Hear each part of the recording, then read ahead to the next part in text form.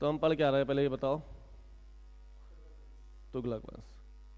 तुगलक वंश, गयासुद्दीन तुगलक पढ़ लिया हमने। क्या क्या पढ़ा तुगलक, गयासुद्दीन तुगलक के बारे में? उसके अभियान, यानी गयासुद्दीन तुगलक ने 5 साल के इतिहास में कितने अभियान किए? 4? 3 अभियान। पहला अभियान उसने किया वारंगल, जिसका राजा प्रताप रुद्रदेव था, और इसको पूरी तरह से दिल्ली सल्तनत के अधीन कर लिया। तो गयासुद्दीन तुगलक ऐसा पहला शासक है जिसने दक्षिण भारत के राज्य को जीता और जीतकर अपने राज्य क्षेत्र में मिला लिया। इसके पहले अलाउद्दीन खिलजी ने जीता, लेकिन जीतकर मिलाया नहीं था, बल्कि उसको ग्रहण मोक्षानुग्रह नीति के तहत जीतकर छोड़ दिया था और हर साल उससे टैक्स वसूल रहा था। तो गयासुद्दीन तुगलक ने पहली बार किसी दक्षिण भारत के राज्य को दिल्ली सल्तनत की सल्तनत में मिला लिया, है ना। फिर दूसरा इसने अभियान किया था जाजनगर का। ये जाजनगर कहाँ है? उड़ीसा। उड़ीसा में जब जाजनगर का अटैक किया तो उस समय वहाँ का राजा भानुदेव द्वितीय था।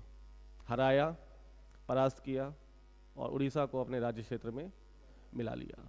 समय आया 1325 और 1325 में वो तिरहुती के अभियान में निकला। तिरहुती कहाँ पर है? बंगाल की राजधानी है।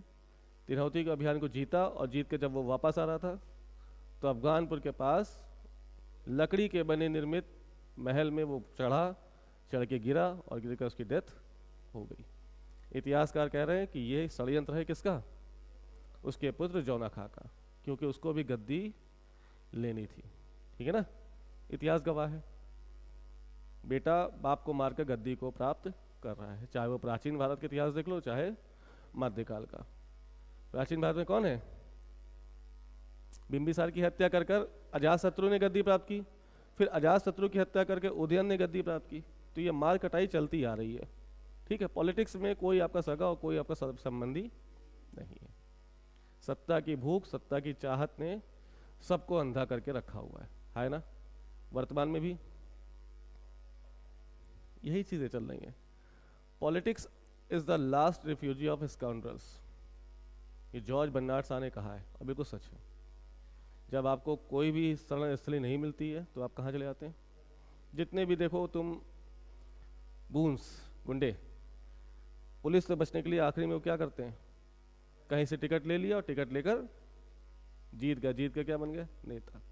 तो जिस पुलिस से भाग रहे थे अब उसी को आदेश दे रहे। चीजें हैं, ठीक है।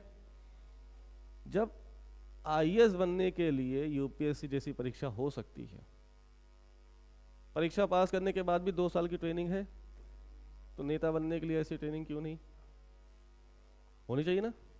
क्यों नहीं होती है? सोचो।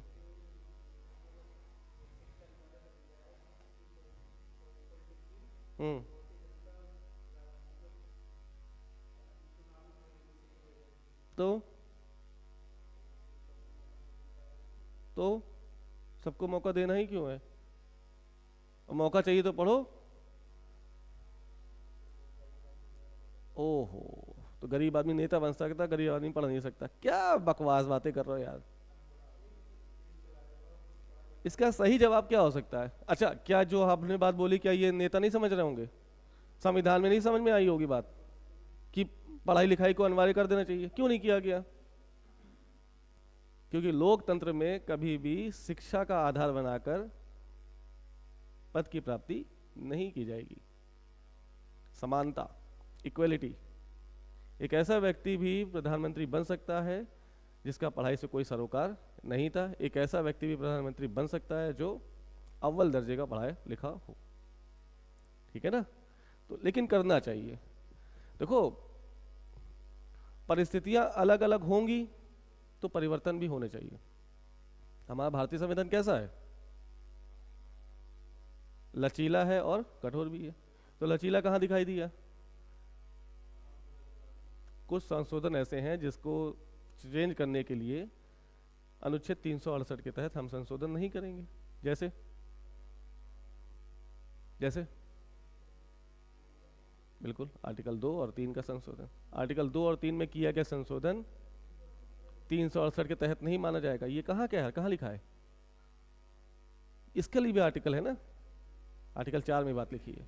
और कुछ ऐसे संशोधन है जिनको संशोधित करने के लिए क्या करना है 368 करना ही पड़ेगा। तो लचीला और नम्य है भारत। आज जैसा भारत है, क्या आज़ादी के समय वैसा भारत था? तो परिस्थितियां अलग, तो उस समय के संविधान अलग। आज परिस्थिति अलग तो संविधान अलग। समझे मेरी बात? नहीं तो संशोधन करना जरूरी है। हम क्या लिखेंगे, बार बार मोहम्मद बिन तुगलक बड़ा नहीं लिखेंगे, ठीक है, छोटा करके लिखेंगे। टाइम पीरियड क्या है इसका, 1325 से 1351। पूरे मध्यकाल के भारत का अगर पूछा जाए सबसे अभागा सुल्तान कौन है, तो आप देंगे जवाब अभागा मतलब इन द कॉन्टेक्स्ट ऑफ, हाँ, इसकी डेस्टिनी अगर इसके साथ होती तो मोहम्मद बिन तुगलक इतिहास के पन्नों में अमर हो चुका होता। अभी भी है, पढ़ते हैं, लेकिन इसके असफल प्रयासों के लिए पढ़ते हैं। लेकिन अगर समय इसके साथ होता या भाग्य इसके साथ होता तो इसके द्वारा किए गए जो सुधार हैं, इसके द्वारा किए जो परिवर्तन थे, वो आज तक भी रेलिवेंट होते।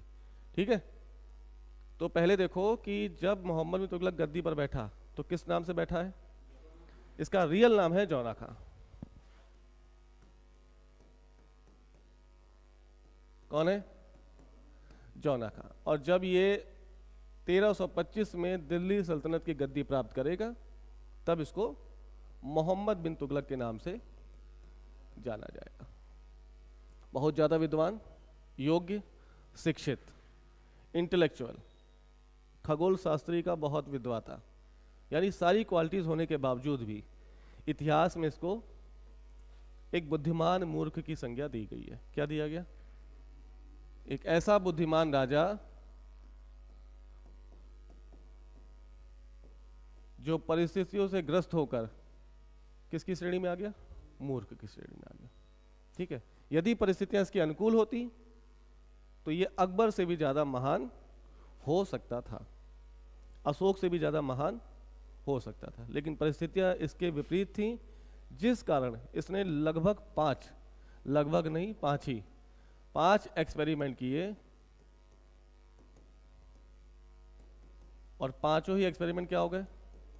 विफल हो गए।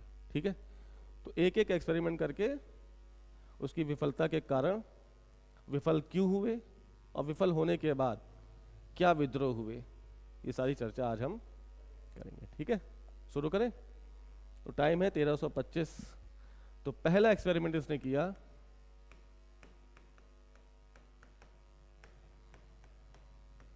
क्या किया? दोआब में कर वृद्धि।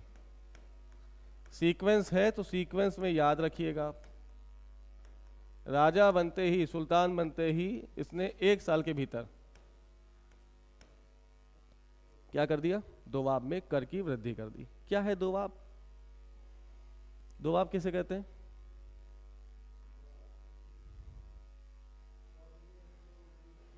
दो नदियों के बीच का स्थान। कौन सी दो नदियां? गंगा और यमुना। याद रखना, दिल्ली सल्तनत के आसपास दिल्ली में यमुना बह रही है और यूपी से कन्नौज से होते हुए गंगा। ठीक, तो गंगा आ रही और यमुना यहाँ से इसके मिल गई, प्रयागराज के पास संगम होता है कि नहीं होता है? तो ये क्षेत्र, जब दो नदियों के बीच का क्षेत्र है तो क्षेत्र कैसा होगा? अच्छा होगा, उपजाऊ होगा, बहुत फर्टाइल लैंड होगी कि नहीं होगी?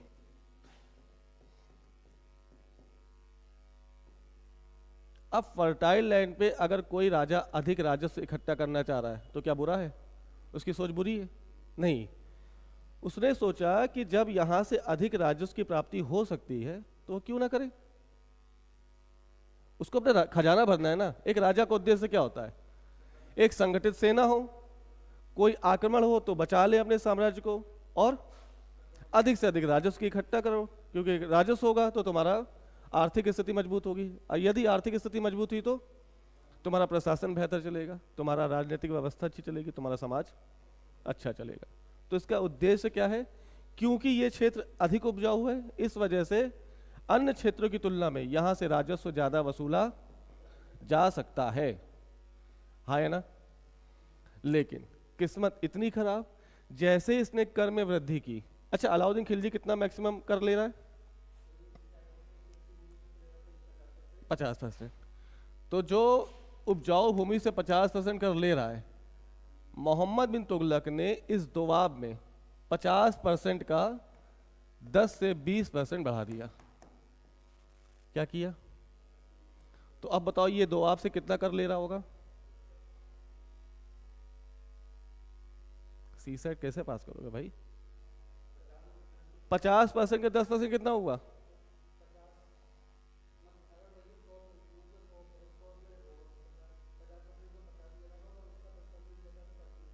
55। यानी अगर 10 से 20, यानी वो कितना ले रहा है? 55 से 60%। यानी 50% के कर को इसने 55 और 60 के बीच में कर दिया। क्योंकि उद्देश्य क्या है? अधिक से अधिक राजस्व की प्राप्ति हो, उसका खजाना भरे। लेकिन जैसे उसने दोआब में कर की वृद्धि की, यहां पर क्या पड़ गया? सूखा पड़ गया। किस्मत खराब थी उसकी। अगर सूखा ना पड़ता तो किसान आराम से दे सकते थे।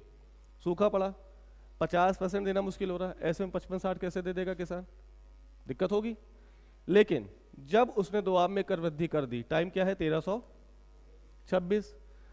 कर वृद्धि करते ही अकाल पड़ गया। लेकिन इस अकाल की जानकारी मोहम्मद बिन तुगलक को नहीं हो पाई।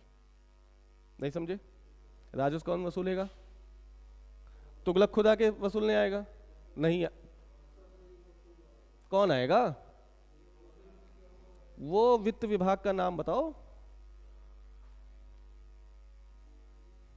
अलाउद्दीन खिलजी ने कुछ सुधार किए थे?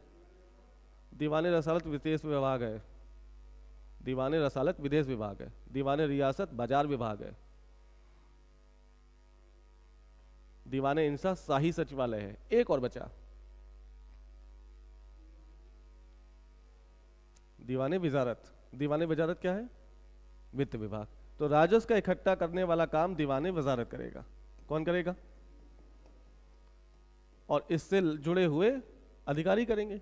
इन अधिकारियों ने क्या किया? इन सूखाग्रस्त किसानों की समस्याओं को मोहम्मद बिन तुगलक के पास नहीं पहुंचाया। और जब किसानों ने विद्रोह शुरू कर दिया, तब ये लोग कहां पहुंचे? मोहम्मद बिन तुगलक के पास।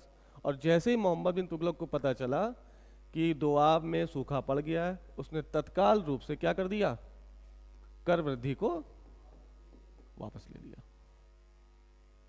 उसका उद्देश्य किसानों को परेशान करना नहीं था, लेकिन उसकी किस्मत इतनी खराब थी कि जैसे उसने करों में वृद्धि की, वहां पर सूखा पड़ गया। अब किसानों के मन में क्या आया?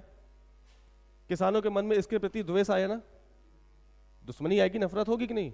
और जैसे नफरत आएगी, किसानों का विद्रोह हो जाएगा। क्या हो जाएगा? किसानों का विद्रोह। तो मोहम्मद बिन तुगलक के काल में होने वाला पहला किसान विद्रोह कब दिखाई दे रहा है? 1326-27। क्योंकि जनता ग्रस्त हो चुकी है। किससे? अत्यधिक कर वृद्धि से, और उस समय जब सूखा पड़ा हुआ था। तो बर्नी ने कहा है कि कर वृद्धि कोई समस्या नहीं है। बर्नी कौन है? ये जियाउद्दीन बर्नी है। नाम याद आया? किताब का नाम क्या है? तो हम पढ़ाए चाहे जितना भी, याद नहीं रखोगे तो पेपर में क्या उड़ेल क्या होगे? कितनी किताबें लिखवा चुके तुम लोग को। प्राचीन भारत से उठाओ, अब मध्यकाल तक पहुंच जाओगे ना, कम से कम 40 से 50 किताबों के नाम तुम लोग के पास हैं।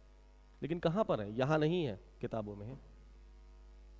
एक सही एस्पिरेंट पता है क्या होता है यार? किताब की लिस्ट बना लेगा, चिपका लेगा पुस्तक के नाम और पुस्तक के लेखक। मृक्षकटिकम ने बताई थी। किसकी किताब है मृक्षकटिकम? बृहद कथा मंजरी किसकी किताब है? जब प्राचीन भारत पढ़ा रहे थे 6 महीने की। बृहद कथा सरित सागर सोमदेव। मृक्षकटिकम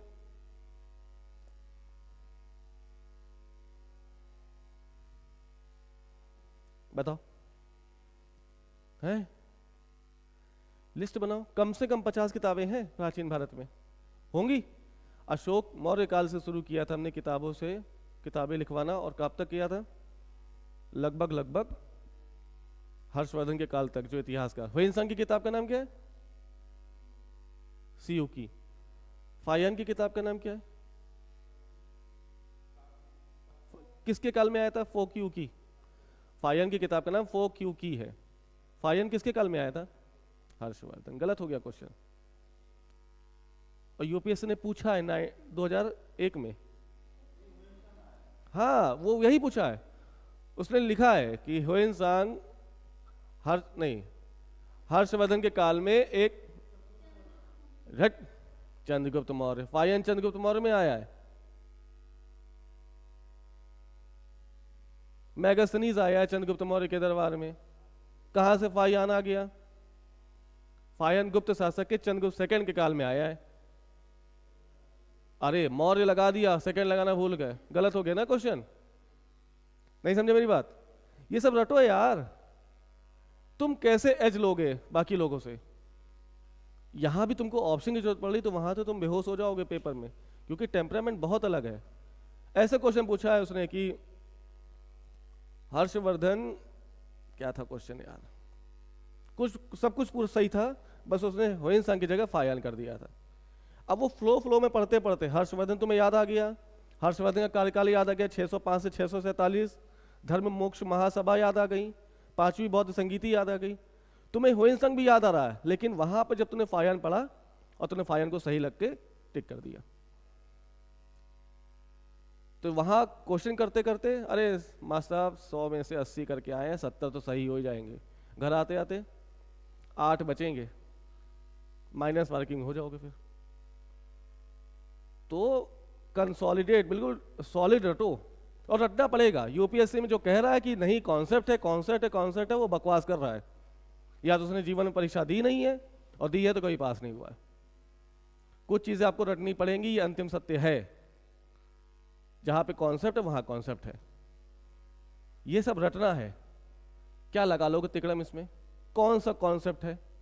2 आम में कर वृद्धि की है तो की है, 1326 में की है तो की है, 27 से वापस ली है तो ली है। अब ये याद है तो ठीक है, नहीं याद है तो कौन सा कॉन्सेप्ट भिड़ा रहे हो तुम इसमें? या कुछ भिड़ रहा है? नहीं भिड़ रहा ना यार।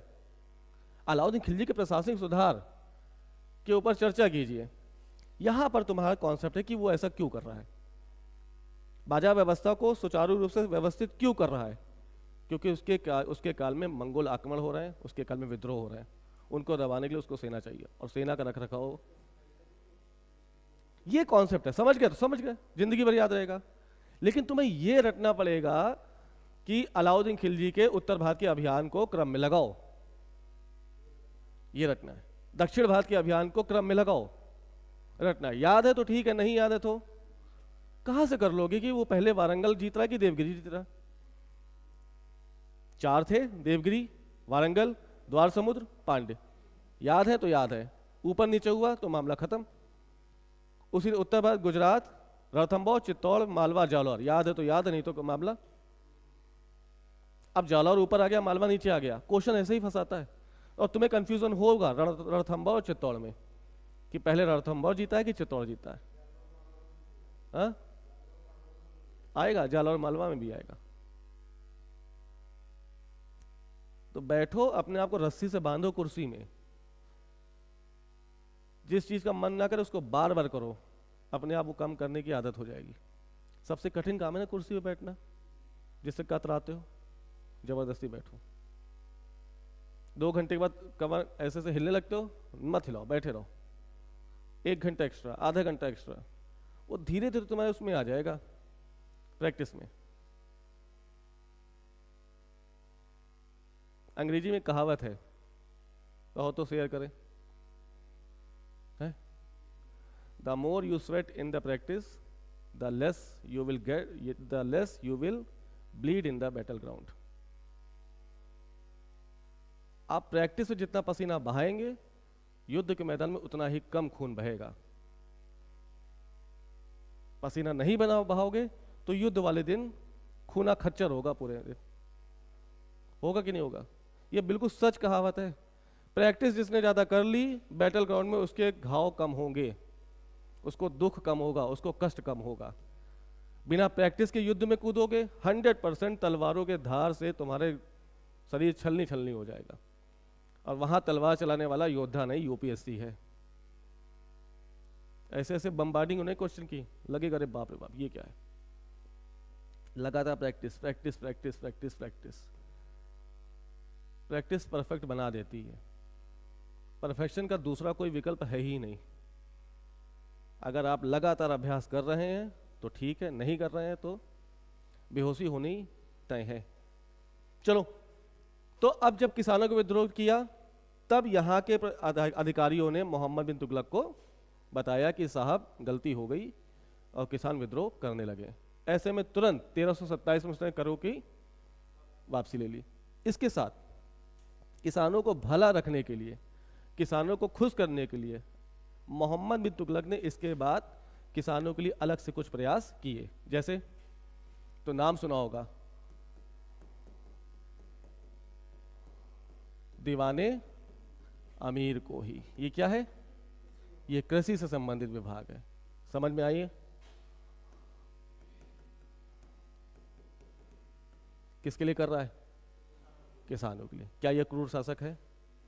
इसका करों में वृद्धि करना उद्देश्य कुछ और था, लेकिन सर मुड़ाते ही ओले पड़ गए बेचारे के ऊपर। अगर ये क्रूर होता तो ये दीवाने अमीर को ही नामक विभाग की स्थापना नहीं करता।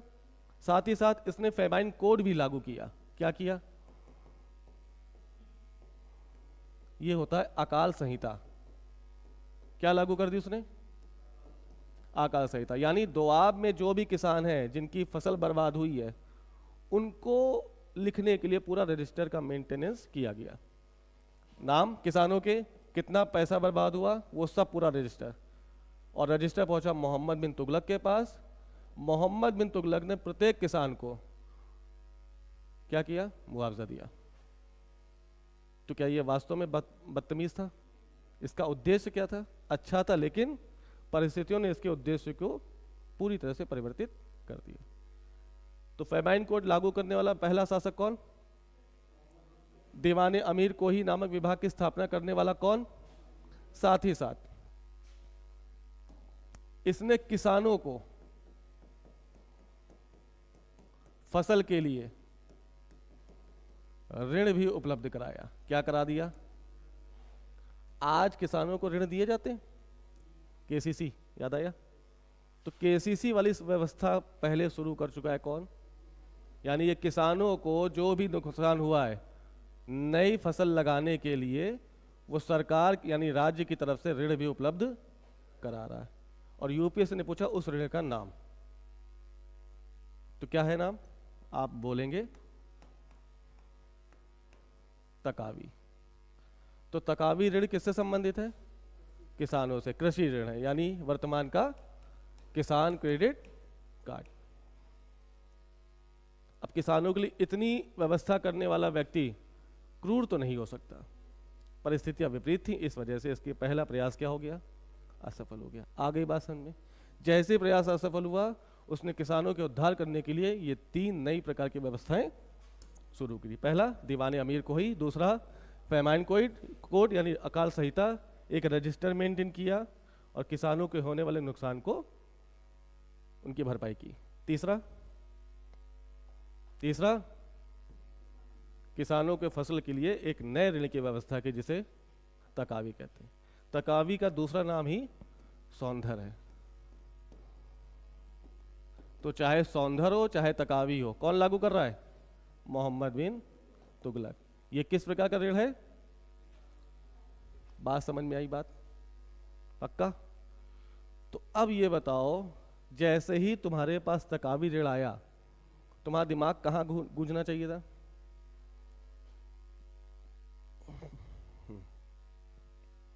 कुछ टर्मिनोलॉजी बहुत इंपॉर्टेंट है प्राचीन भारत में, जहां से पूछा ही जाता क्वेश्चन। मौर्य काल के, याद आया? कितने प्रकार के कर लिखवाए थे हमने? उद्रंग क्या था? उद्रंग सिंचाई कर था। तो ये सब याद करो भाई, ठीक है। तकावी ऋण शुरू किसने किया? मोहम्मद बिन तुगलक ने। कब किया?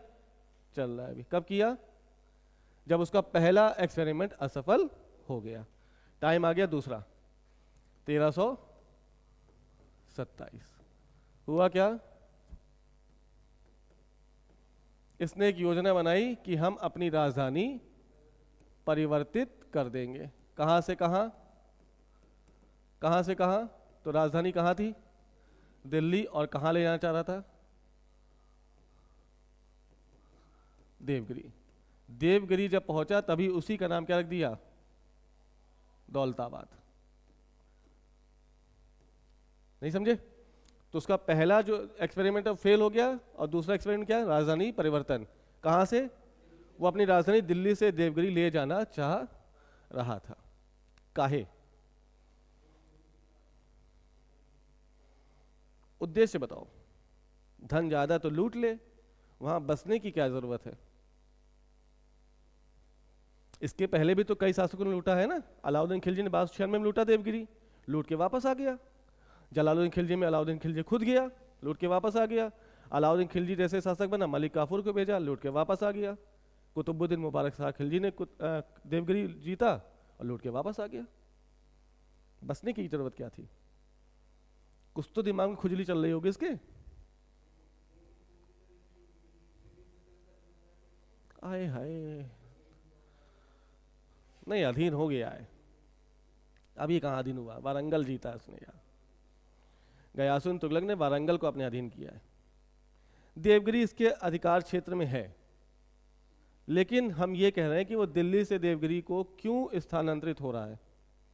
ऐसी क्या दिक्कत है उसके साथ? दो चीज सुनो। जब इसका पहला एक्सपेरिमेंट फेल हो गया तो विद्रोह कौन कर रहे हैं? किसान। और किसानों ने विद्रोह किसके लिए किया? किसके प्रति किया? मोहम्मद तुगलक के प्रति। तो बताया जाता है, बर्नी कह रहा है कि जब भी ये सोता था, सुबह जब उठता था तो इसके दरवाजे के सामने कई सारे लेटर्स मिलते थे। उन लेटर्स में क्या था? गाली गलौच। लव लेटर थोड़ी ना है। क्या लिखेंगे किसान? कि या अल्लाह तेरी तुझे दोजक प्राप्त हो, ये हो वो हो।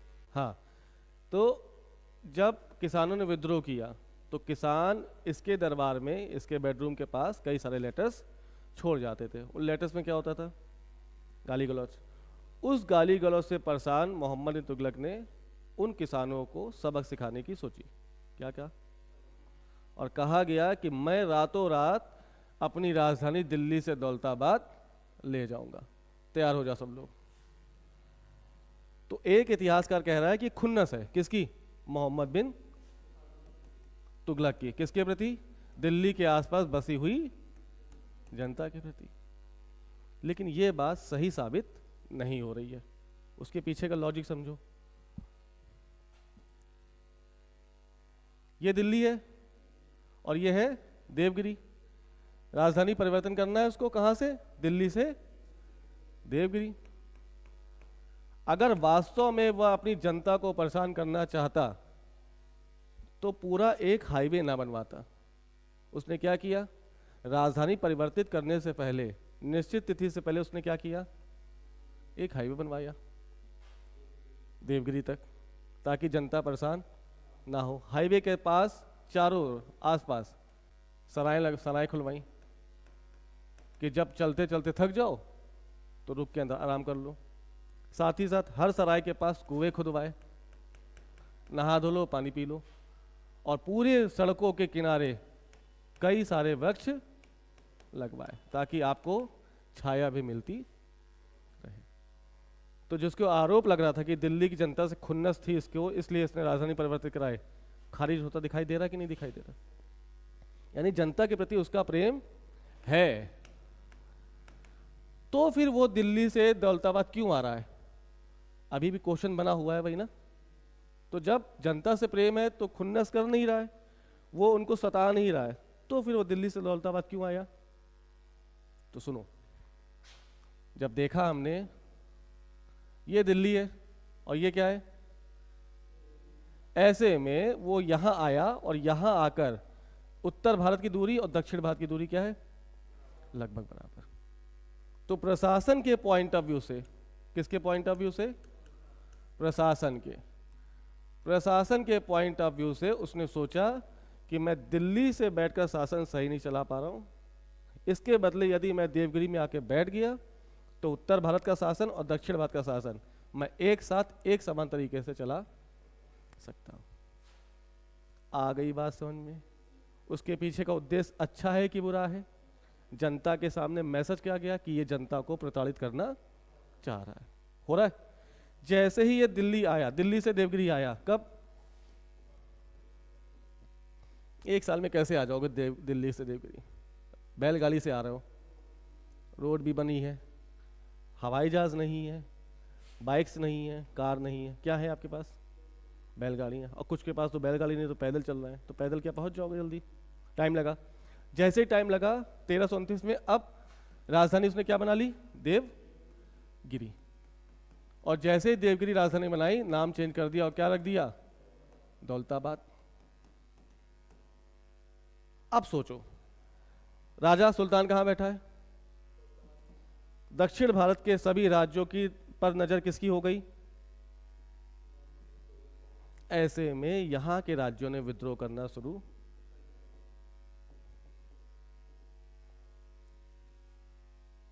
सर पे आके तुम्हारा बॉस बैठ जाएगा तो दिक्कत होगी कि नहीं होगी? तो वही इनके साथ भी हुआ।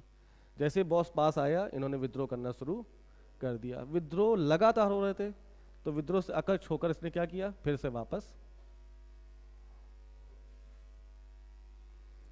तो जो उद्देश्य था वो भी पूरा नहीं हुआ, जनता परेशान हुई, पैसा खर्च हुआ, हाईवे खुदा, पेड़ पौधे लगे, सराय लगी, कुआं खुदा, सब में पैसा खर्च हुआ। पैसे के साथ साथ इतनी मेहनत भी खराब हो गई, और वापस में कहाँ आए भाई साहब? लौट के बुद्धू घर को। यानी दूसरा प्रयास भी इसका क्या हुआ? क्या मेरी बात पकड़ पाए? तो जब दोआब में कर वृद्धि हुई तो किसानों ने विद्रोह किया, जब देवगिरी ने राजधानी बनाई तो यहाँ के राजाओं ने विद्रोह कर दिया। तो हर एक प्रयास के बाद इसको भयानक विद्रोह का सामना करना पड़ता है। आ गई बात समझ में? पक्का? कब आ गया वापस? 1333। तो 1325 से 1327 मोहम्मद बिन तुगलक की राजधानी कौन सी है? दिल्ली। 1327 से 1333, 29 से 33 कौन सी राजधानी? दौलताबाद। 1333 से 1351 तक राजधानी। बात समझ गए? तो ये बार बार आवन जावन में ही इसने अपनी एनर्जी वेस्ट कर दी, और इसका दूसरा प्रयास भी असफल। पकड़ पा रहे हो? पक्का? चीजें क्लियर हो रही हैं? ठीक। तीसरा देखो क्या हुआ। इसने सांकेतिक मुद्रा का प्रचलन शुरू किया। Time period 1329 1330। क्यों कर रहा है? इसके पहले कौन सी मुद्रा चल रही है? इल्तुतमिश ने किस मुद्रा का प्रचलन किया? टका और जीतल। टका किसका है? चांदी का। और जीतल किसका है? तांबे का। जैसे ही ये टाइम आया 1330, पूरे अंतरराष्ट्रीय स्तर पर चांदी की कमी होने लगी। क्या होने लगा? तो सभी राजा चांदी को रिजर्व के तौर पर रखना चाह रहे थे। तो मोहम्मद बिन तुगलक भी क्या करेगा? मार्केट में फैले सभी टकों को, टंका किसका बना हुआ है? चांदी को, टके को रिजर्व करेगा। यानी अंतरराष्ट्रीय स्तर पर पूरे विश्व में चांदी की कमी हो रही थी, ऐसे में भारत में भी चांदी की कमी होगी। तो जब चांदी की कमी हुई तो टके नामी मुद्रा को मोहम्मद बिन तुगलक ने रिजर्व करना शुरू कर दिया, और टके की जगह टोकन करेंसी जारी कर दी। नहीं समझे? हुआ क्या? गड़बड़। अच्छा, ये चीज करने वाला दिल्ली सल्तनत का पहला शासक कौन है? मोहम्मद तुगलक। लेकिन विश्व के स्तर पर देखो तो चाइना ये पहला एक्सपेरिमेंट कर चुका है। कौन कर चुका है? चाइना। यानी मोहम्मद बिन तुगलक ने ये टोकन करेंसी का जो आइडिया है वो कहां से लिया? चाइना। चाइना का एक राजा है जिसका नाम कुबलई खां है। क्या नाम है? कुबलई खां। ये 1253 में ऐसा प्रयोग कर चुका है, यानी उसने अपनी चाइना की मुद्रा को रिजर्व किया और उसके बदले टोकन करेंसी वास्तव में लागू कर दी। लेकिन कुबलई खां द्वारा किया गया ये प्रयोग सफल हो गया। मोहम्मद बिन तुगलक इंप्रेस हुआ किससे? उसने सोचा कि हम अपने साम्राज्य में भी टोकन करेंसी जारी कर देंगे, है ना। टोकन करेंसी जारी की, लेकिन एक गलती कर दी इसने। इस टोकन करेंसी में जो भी वो कांसे का यूज कर रहा है, किसका यूज कर रहा है? कांसा बोले तो ब्रोंज। ब्रोंज एक सस्ती धातु है कि नहीं है? तो सिक्का ढलाई में पैसा कम खर्च होगा राज्य का, जितना टके में खर्च हो रहा उससे कई गुना कम कांसे में होगा। तो एक तरह से टोकन करेंसी हुई। अब टोकन करेंसी जारी तो कर दी किसने? मोहम्मद बिन तुगलक ने। लेकिन इन टोकन करेंसी को राजा रेगुलेट नहीं कर पाया। क्या नहीं कर पाया? रेगुलेट मतलब नियंत्रित नहीं कर पाया। क्यों? जैसे आज का तुम्हारी जेब में कौन सा नोट पड़ा हुआ है? पड़ा है 100 का। वो 100 रुपए की वैल्यू क्यों रखता है? रेगुलेट किया ना। किसके द्वारा अथॉरिटी है? गवर्नर ने बोल दिया कि मैं धारक को 100 रुपए अदा करने का वचन तो देता हूं। इस 100 रुपए के नोट को कोई भी 90 रुपए या 110 में नहीं चलाएगा। होगा क्या? तो यानी 100 रुपए का जो नोट है वो रेगुलेटेड बाय आरबीआई। यानी 100 रुपए का नोट लीगल टेंडर है। क्यों है? क्योंकि इसमें आरबीआई के गवर्नर का साइन है। अगर ना हो तो 100 रुपए की कोई वैल्यू है? फेक करेंसी हो जाएगी ना। यही हुआ मोहम्मद बिन तुगलक के काल में। उसने टोकन करेंसी जारी कर दी, लेकिन राज्य का कोई चिन्ह इस पर नहीं लगाया। अब जब चिन्ह नहीं लगाया तो मान लो तांबा कांसा तुम्हारे पास है, तुम्हारे पास, सबके पास, तो सब अपने घर में ढलाई करने लगेंगे नहीं करने लगेंगे? तो ऐसे में राज्य के सिक्के का और घर में बनाए गए सिक्के में कोई अंतर नहीं रहा। मार्केट में क्या आ गई?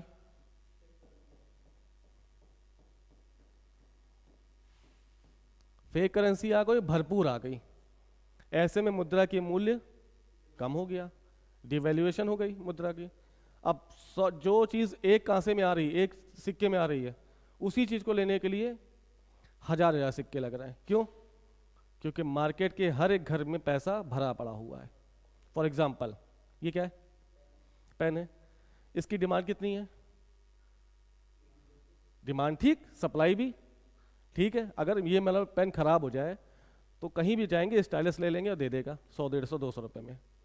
सोचो ऐसा हो कि पैसा सबके पास भर दिया जाए और इसकी डिमांड सप्लाई कम कर दी जाए। क्या कर रहा है?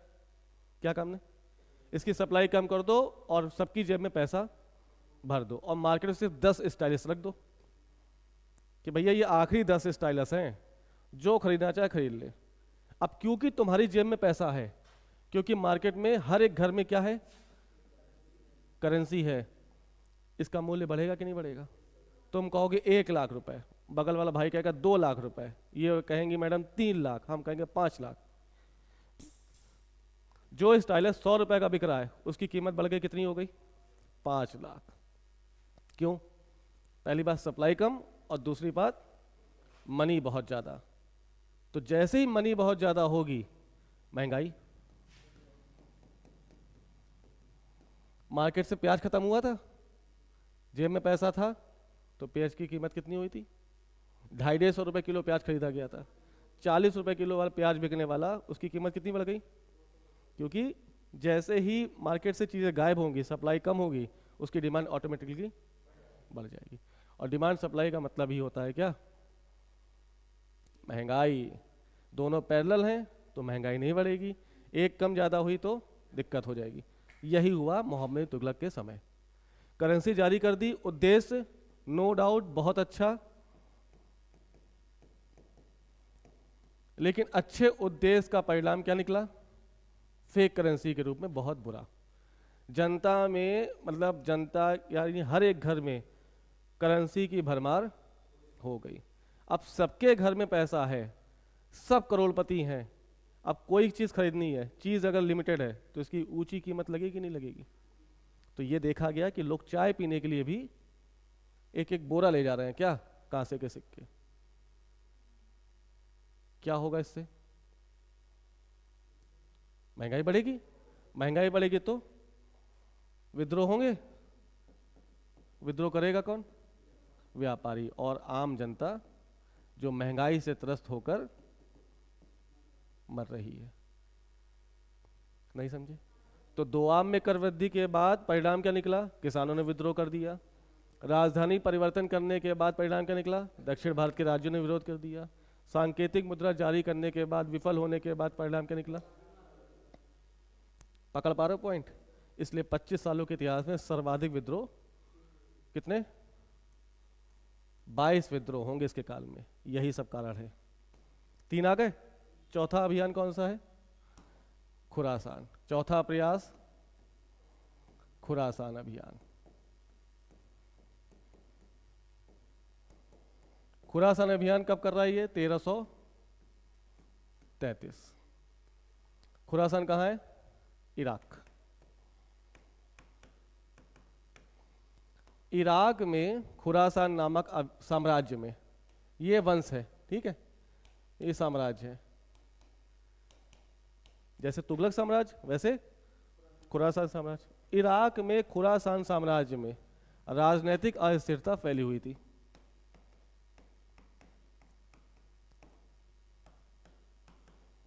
क्या? पॉलिटिकल डिस्टरबेंस फैला हुआ था, ठीक है। क्यों? क्योंकि उत्तराधिकार का युद्ध यहां चल रहा था कि राजा की गद्दी के बाद राजा कौन बनेगा। ऐसे में खुरासान में राजनीतिक उथल पुथल मची हुई थी। मोहम्मद बिन तुगलक को यह बात पता चल गई। उसने क्या सोचा कि इस उथल पुथल का फायदा उठाते हुए क्यों ना खुरासान को अपने साम्राज्य में मिला लिया जाए।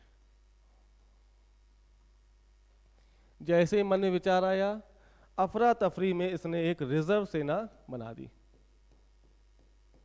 क्या बना दिया? कितने की? 3,70,000। यानी ये सैनिक कौन है? ये रेगुलर सैनिक नहीं है। ये किसके लिए रखे गए कि कभी कालांतर में जब मोहम्मद बिन तुगलक खुरासान की ओर निकलेगा तो उसके साथ ये 3,70,000 सैनिक जाएंगे। नियुक्त कर दिया। नियुक्त करने के बाद 1 साल का एडवांस सैलरी भी दे दी।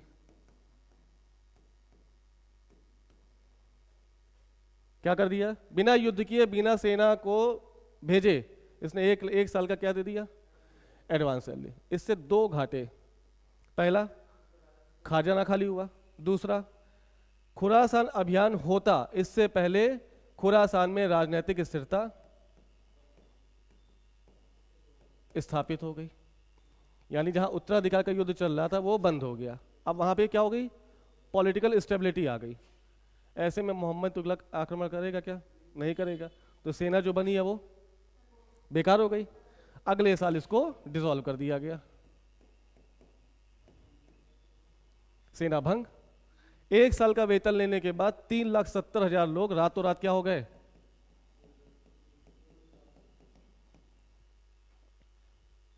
विद्रोह करेंगे।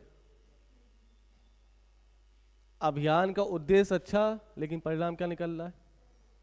तो सिर मुड़ाते ही ओले पड़ रहे हैं इसके ऊपर। यानी कर अच्छा काम रहा है लेकिन इसका कोई फायदा नहीं हुआ। तो दोआब में कर वृद्धि के बाद किसानों ने विद्रोह किया। राजधानी परिवर्तन करने के बाद दक्षिण भारतीय राज्यों ने विद्रोह किया। सांकेतिक मुद्रा चलाने के बाद व्यापारी और आम जनता ने विद्रोह किया। खुरासान अभियान ना होने के बाद सैनिकों ने विद्रोह कर दिया। समझ गए? पक्का विद्रोह होगा ना? नेक्स्ट 5वां कौन सा है? कराची।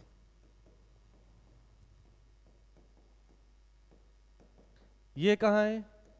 ये अभियान कर रहा है 1337 में। थोड़ा बहुत सफल हुआ था लेकिन इसको असफल मान के ही चलोगे।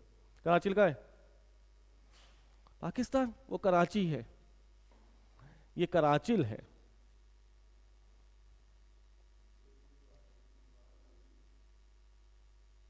ये कुल्लू घाटी हिमाचल में है। कहां पर है?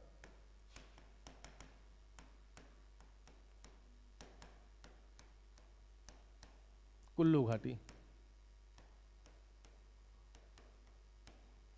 कुल्लू है कैसा क्षेत्र, ठंडा या गर्म? बहुत ठंडा, मध्य हिमालय का भाग है। ऐसे में इसके सैनिक, मोहम्मद बिन तुगलक के सैनिक ट्रेनिंग कर कहाँ रहे हैं?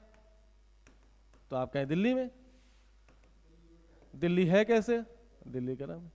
तो इनको गर्म में लड़ने की आदत है। मोहम्मद बिन तुगलक ले कहाँ जा रहा है इनको? कुल्लू। कुल्लू कैसा है?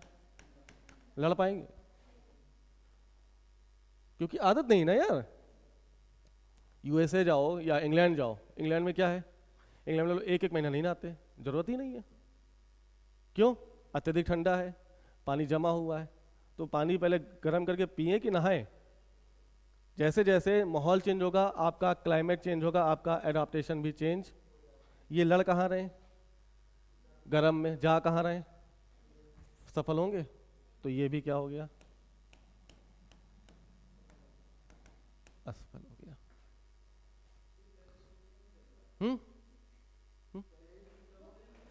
सोच, वो सब सही सोच रहा है, वो 100 साल आगे सोच रहा है मेरे भाई, ये बात समझो। यही सारे प्रयोग यदि वो 1400 के बाद करता, 15वीं शताब्दी में करता, तो बहुत सफल होता। आज क्या क्या चला रहे हो? आज क्या है? कौन सी है? क्यों बंद हो गया 2016 में? 8 नवंबर 2016 को महोदय आते हैं और कहते हैं भाइयों बहनों, तुम समझो मेरी बात, जो आज हम यूज कर रहे हैं वो कौन सी करेंसी? एग्जैक्ट करेंसी है क्या? टोकन करेंसी है ना। भाइयों बहनों, आज से दिनांक रात 12 बजे से, 8 नवंबर 2016 से रात 12 बजे से 500 और 1000 के पुराने नोट बंद कर दिए जाएंगे। किसने बोला था? मोदी साहब ने। क्या हुआ? और 12 बजे के बाद से बंद हो गए। सोचो अगर ये गोल्ड का बना होता तो, जो नोट है तुम्हारा गोल्ड का बना होता तो बंद हो सकता था? सिल्वर का होता तो बंद हो सकता था? नहीं। क्यों? क्योंकि इसके बनाने में जितना रुपए लगा है उतने की उसकी वैल्यू होती। हे भगवान। एक होता है एग्जैक्ट करेंसी और एक होता है, तुम बोल रहे सबसे बेकार, सबसे अच्छा प्रयास था ये उसका। हाँ, मोहर नहीं लगाई, वो गलती हो गई उससे। एग्जैक्ट करेंसी का मतलब, मान लो ये टका बन रहा है, टका, टका किससे बन रहा है? चांदी से बन रहा है। इस टके को बनने में पता चला 25 ग्राम चांदी लग गई, और 25 ग्राम चांदी की कीमत मार्केट में 250 रुपए है। तो इस टके की कीमत कितनी हो गई? 250 रुपये में चलेगा। समझे मेरी बात? मान लो ये टका है, चांदी से बन रहा है, इस चांदी के टके को बनने में लगा 50 ग्राम चांदी, और 50 ग्राम चांदी की कीमत है मार्केट में 500। तो ये जो सिक्का है कितने की वैल्यू रखेगा? 500। That is called exact currency. यानी इसके जो निर्मित मूल्य है, सिक्के में बनने वाला, जो सिक्के को बनने में जो पैसा लगा है वो बराबर किसके है? मार्केट प्राइस के। यानी जो सिक्के का बिल्ड प्राइस है इज इक्वल टू सिक्के का मार्केट प्राइस। अगर ये चीज है तो ऐसी करेंसी को क्या कहोगे? Exact currency. वर्तमान में सिक्के नोट कैसा है? 500 का नोट है। 500 के नोट के बनने में कितना रुपए लग रहा है सरकार का? मैक्सिमम 5 रुपए, 2-3 रुपए, 4 रुपए, 5 रुपए मैक्सिमम। लेकिन उसकी मार्केट वैल्यू कितनी है? तो क्या बिल्ड प्राइस इज बहुत ज्यादा लेस देन, बहुत ज्यादा लेस देन किससे? Market price.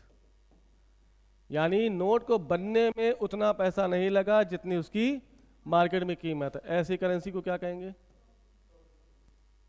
तो जो बना रहा है उसका पैसा कम खर्च होगा कि नहीं होगा? जो बना रहा है उसका पैसा कम खर्च होगा, लेकिन वैल्यू एमबीटी द्वारा निर्धारित की जाएगी। मोहम्मद बिन तुगलक। बस गलती क्या हो गई? इसने ठप्पा नहीं लगाया। तो ठप्पा नहीं लगाया तो हर घर में ऐसा सिक्का बनने लगा। अब जब सिक्के की बढ़ोतरी हो जाएगी तो महंगाई हो जाएगी। नहीं आया होगा यार, गलती इंसान से तो भगवान थोड़ी ना। वो दिमाग में क्यों नहीं आया? ये बढ़िया है। तुम्हारे दिमाग क्यों नहीं आया? अभी आया ना, क्योंकि हम लाए हैं तुम्हारे दिमाग में। अरे भैया ठीक है, ओके, हाँ तो तुम मोहम्मद तुगलक होते तो ना। हाँ ठीक है भैया, तुम ज्यादा योग्य हो उससे, बस खुश। ओके। तो अरे यार छोड़ो, कितने अभियान किए इसने? 5। सीक्वेंस पहला, दोआब में कर वृद्धि दूसरा, राजधानी परिवर्तन तीसरा, चौथा खुरासान अभियान, पांचवा कराची अभियान। याद कैसे होगा लंबे समय तक कि दोआब पहले हुआ है, सांकेतिक मुद्रा बाद में हुई है, कि दोआब पहले हुआ, राजनीतिक परिवर्तन बाद में हुआ है, ये कैसे याद रखोगे लंबे समय तक? पूछा जाएगा मोहम्मद बिन तुगलक के प्रयोगों को सही क्रम में लगा दो। नहीं समझ? लगाओ, ट्रिक लगाओ। डी आर एस के डीआरएस कौन लेता है? अरे वाह, डॉक्टर एस के जो भी है। डीआरएस कौन लेता है? क्रिकेट में डीआरएस चलता है। DRS Dhoni review system, Dhoni ने लिया हाँ, डीआरएस कैप्सूल भी तो है यार, सही है। डीआरएस कैप्सूल ले लिया किसने? के ने, और उसको जो एसिडिटी बन रही थी वो खत्म हो गई। जैसे याद करना कर लो। बस महत्वपूर्ण क्या है कि आपको सीक्वेंस में, नहीं ये याद सबको होगा कि 5 प्रयोग किए, 5 प्रयोग किए, चिल्लाएंगे सब लोग, लेकिन पूछो सीक्वेंस में, तो यूपीएससी में नहीं पूछा जाता।